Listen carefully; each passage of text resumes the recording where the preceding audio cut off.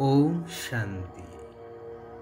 सत्पिता, सत्शिक्षक, सद्गुरु पिता परमात्मांकर सत्य सत्य अमर कथा शुणुथिबा परमात्मांकर सच्चा सच्चा सत्यवान आत्मिक संतान मानंकु हृदयर सहित शुभेच्छा, शुभ अभिनंदन, शुभकामना, सुप्रभात, सुस्वागतम।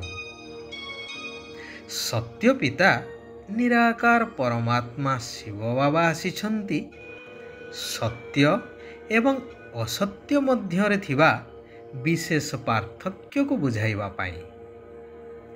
बाबा जानिछन्ति कि पिलामानंकु जेतेबेले सत्य पितांकर परिचय मिली जाइछि तो बाबांक व्यतीत अन्य केही भी नाहंती जहाकु पिलामाने मने पकेइबे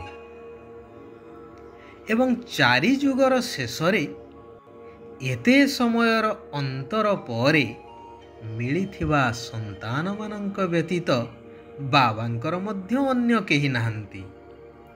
तेणु संतान माने सर्वदा एई स्मृति रे रहुछन्ति कि मु बाबांकर एवं बाबा मोर।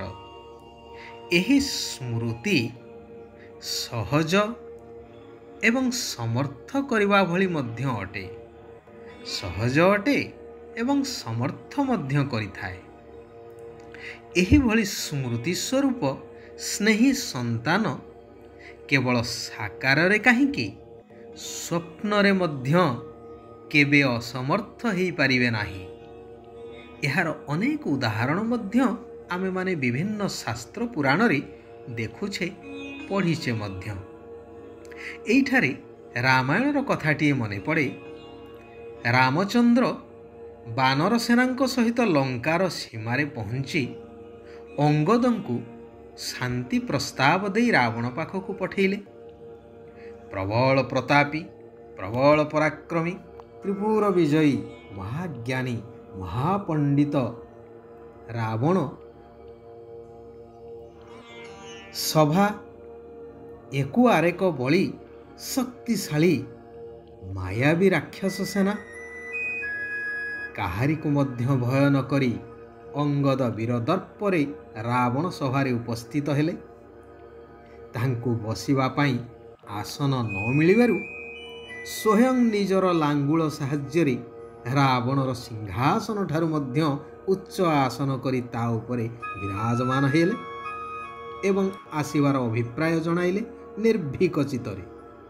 शेषरे रावण को अपदस्थ कराई तार मुकुट को रामचंद्रंक पाद पाखक निक्षेप करथिले। ए कहानी प्राय समस्ते आमे जानिछन्ति। एहा तांको द्वारा संभव होइथिला तांकर सत्यता एवं निश्चयता कारणरू। तांको मनरे कौनसी कथारे संशय उत्पन्न हेउनथिला, कारण से जानिथिले कि स्वयं भगवान मो सहित अछन्ति बोली। तेणु प्रत्येक मुहूर्त रे से समर्थ अनुभव करुथिले एवं सफलता मध्य पाई चलिथिले। सेथिपाई बाबा मध्य सबु बेले कहउछन्ति अंगद समान महावीर हुआ, निश्चय बुद्धि हुआ। केही केही संतान निजको अति पंडित भली कही थांती कि बाबा तो सर्वदा मो साथी रे अछन्ति, हेले बाबा तो निराकार। तेणु साकार रे सहयोग करिबा पाई बा सहयोगी हेबा पाई तो जणे साथी दरकार ना। अर्थात एहा जेपरी निजर दुर्बलता को घोड़ेइबा को जाई मनमत को प्रयोग करिबा। कथारे अछि ना, दुई नाबरे गोड़ दबा। तेणु सर्वदा एक सत्य पितांक सहित सत्य होई रहिबा दरकार। केबे भी केते भी विघ्न बा परिस्थिति आसु, हेले कौनसी परिस्थिति रे असत्यर सहारा नेबार संकल्प मध्य करिबा उचित नुहे। କାରଣ ଏହା ମିଛ ମାୟାର ଦୁନିଆ। ଏଠାରେ ସବୁକିଛି ଅସତ୍ୟ ହିଁ ଅସତ୍ୟ, ସବୁକିଛି କ୍ଷଣିକ। ଯେତେବେଳେ ଅନ୍ୟ ଯାହା ପାଖକୁ ବୁଦ୍ଧି କଲା, ଅର୍ଥାତ୍ ସତ୍ୟ ପିତାଙ୍କୁ ବୁଦ୍ଧିରୁ ପାସରିଲେ, ସତ୍ୟ ପିତାଙ୍କ ଠାରୁ ଦୂରେଇ ଯାଇ ଅସତ୍ୟକୁ ସତ୍ୟ, ଭୁଲକୁ ଠିକ୍ ବୋଲି ଭାବିବାକୁ ଲାଗିବ ଏବଂ ବିପରୀତ ନିର୍ଣ୍ଣୟ ନେବା ସହିତ ବିପରୀତ ନିର୍ଣ୍ଣୟ ମଧ୍ୟ ଦେବାକୁ ଲାଗିବ। ଯିଏ ଯେତେ ବୁଝେଇଲେ ବି ଏହା ଠିକ୍ ନୁହେଁ, କିନ୍ତୁ ସେ ଯଥାର୍ଥକୁ ଏବଂ ସତ୍ୟକୁ ମଧ୍ୟ ଅସତ୍ୟର ଶକ୍ତି ଆଧାରରେ ଠିକ୍ ବୁଝେଇଲା ବାଲାକୁ ମଧ୍ୟ ଭୁଲ ପ୍ରମାଣିତ କରିବାକୁ ଚେଷ୍ଟା କରିବ, ଯେପରି ରାବଣ କରୁଥିଲା। ତେଣୁ ସର୍ବଦା ମନେ ରଖିବା ଦରକାର କି ଏହି ଅବିନାଶୀ ସୃଷ୍ଟି ନାଟକରେ ନିୟମ ହିଁ ଏପରି ଅଛି। ନିୟମ ଅନୁସାରେ ଏବେ ଅସତ୍ୟର ରାଜ୍ୟ ଚାଲିଛି ଏବଂ ଅସତ୍ୟ ରାଜ୍ୟର ମୁଖ୍ୟ ହେଉଛି କିଏ? ନା ପାଞ୍ଚ ବିକାର ରୂପୀ ଦଶମୁଣ୍ଡିଆ ରାବଣ। ଏଠାରେ ସମସ୍ତେ ଓଲଟା କରିବା ହିଁ ଶିଖିଛନ୍ତି ବା ଓଲଟା କରିବାରେ ସମସ୍ତେ ସିଦ୍ଧହସ୍ତ। କଥାରେ ଅଛି ନା, ଅବୁଝା ରାଜାକୁ ପାଳବିଣ୍ଡା ମନ୍ତ୍ରୀ। ବର୍ତ୍ତମାନ ସାରା ଦୁନିଆର ଅବସ୍ଥା ହିଁ ଏହିଭଳି। ହେଲେ ଆମେ ଜାଣିଛେ ସତ୍ୟର ନାବ ହଲଚଲ ହୁଏ ହେଲେ ବୁଡ଼େ ନାହିଁ, କିନ୍ତୁ ଅସତ୍ୟର ନାବ ସିଧା ସିଧା ଚାଲୁଥିବ, ହଲଚଲ ହେବ ନାହିଁ ହେଲେ ସିଧା ଡୁବି ଯାଇଥାଏ। ଯେହେତୁ ଅସତ୍ୟର ରାଜ୍ୟ ଅଳ୍ପ କାଳ ପରେ ସମାପ୍ତ ହେବାକୁ ଯାଉଛି, ତେଣୁ ଅସତ୍ୟର ବିଜୟ ଅଳ୍ପ କାଳର ହେଇଥାଏ ଏବଂ ସତ୍ୟର ପରାଜୟ ମଧ୍ୟ ଅଳ୍ପ କାଳ ପାଇଁ ହେଇଥାଏ, କିନ୍ତୁ ବିଜୟ ସଦାକାଳ ପାଇଁ ହେଇଥାଏ। ଯାହାର ସ୍ମୃତି ଉଦ୍ଦେଶ୍ୟରେ ମଧ୍ୟ ମହାନ ଉକ୍ତି ଖୋଦିତ ହେଇ ରହିଛି କି ସତ୍ୟମେବ ଜୟତେ। ଶିବ ବାବା କହୁଛନ୍ତି, ପରଖିବାର ଶକ୍ତି ଦ୍ୱାରା କୁସଙ୍ଗ ବା ବ୍ୟର୍ଥ ସଙ୍ଗଠାରୁ ମୁକ୍ତ ରହୁଥିବା ଶକ୍ତିଶାଳୀ ଆତ୍ମା ହୁଅ।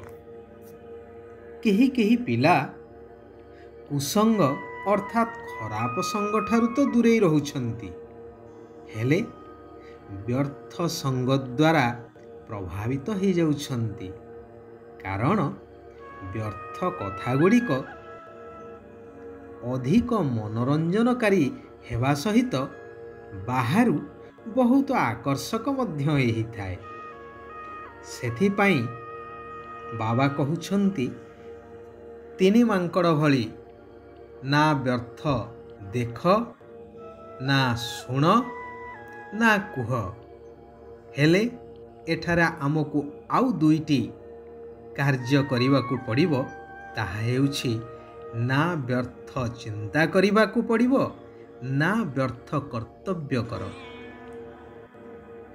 ଯଦି ସର୍ବଦା ହାଲୁକା ସ୍ଥିତିର ଅନୁଭବ କରିବାକୁ ଚାହୁଁଛ, ତେବେ ବାଳକ ଏବଂ ମାଲିକପଣର ସନ୍ତୁଳନ ରକ୍ଷା କର। ବାବାଙ୍କ ପାଖରେ ବାଳକ ଅର୍ଥାତ୍ ବାବାଙ୍କର ସନ୍ତାନ ଆଜ୍ଞାକାରୀ, ଆଉ ମାୟା ପାଖରେ ମାଲିକ ଅର୍ଥାତ୍ ମାୟାକୁ ଡରିବାର ନାହିଁ, ମାୟାକୁ ନିଜ ଅଧୀନରେ ରଖିଲା ଭଳି ମାଲିକପଣ ହେବା ଦରକାର। ଆଚ୍ଛା, ଆଜି ପାଇଁ ଏଇଠାରେ ଆମେମାନେ ବିରାମ ନେବା। ଆସନ୍ତାକାଲି ପୁନଃ ସେହି କଲ୍ୟାଣକାରୀ ନିରାକାର ପରମାତ୍ମା ପିତାଙ୍କର ଆଉ କିଛି କଲ୍ୟାଣକାରୀ ମହାବାକ୍ୟକୁ ଶ୍ରବଣ କରିବା, ନିଜ ଜୀବନରେ ଧାରଣ କରିବା, ନିଜେ ପରିବର୍ତ୍ତନ ହେବା ସହିତ ସାରା ବିଶ୍ୱର ଆତ୍ମାମାନଙ୍କୁ ପରିବର୍ତ୍ତନ କରିବାର ଶ୍ରେଷ୍ଠ କାର୍ଯ୍ୟ କରିଚାଲିବା। ସାରା ବିଶ୍ୱର ଆତ୍ମାମାନଙ୍କର କଲ୍ୟାଣ ହେଉ, ସମସ୍ତେ ସୁଖ ଆଉ ଶାନ୍ତିର ଅନୁଭବ କରନ୍ତୁ। ଓମ୍ ଶାନ୍ତି, ଓମ୍ ଶାନ୍ତି, ଓମ୍ ଶାନ୍ତି।